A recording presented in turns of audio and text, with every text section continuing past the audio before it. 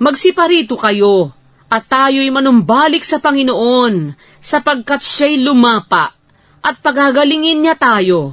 Siya'y nanakit, at kanyang tatapalan tayo. Pagkatapos ng 2 araw, ay muling bubuhayin niya tayo.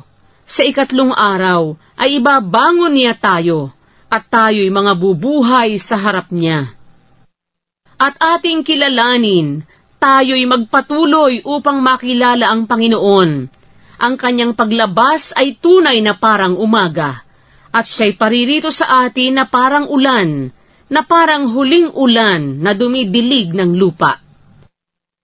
O Ephraim, ano ang gagawin ko sa iyo?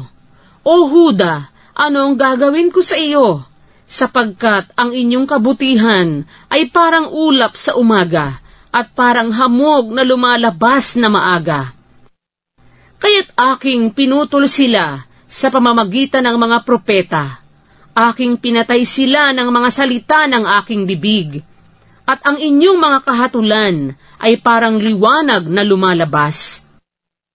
Sapagkat ako'y nagnanasa ng kaawaan at hindi hain, at ng pagkakilala sa Diyos, higit kaysa mga handog na susunugin.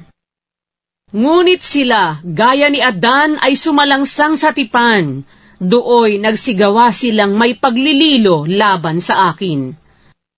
Ang Galaad ay bayang gumagawa ng kasamaan, tigmak sa dugo. At kung paanong ang mga pulutong ng mga tulisan na nagsisiabang sa isang tao, ay gayon ang pulutong ng mga saserdote na nagsisipatay sa daan na dakong Sikem. Oo, sila'y gumawa ng kahalayan.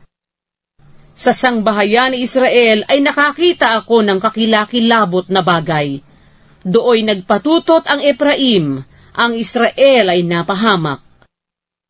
Sa iyo man, O Huda, may takdang paggapas, pagka aking ibabalik ang nangabihag sa aking bayan.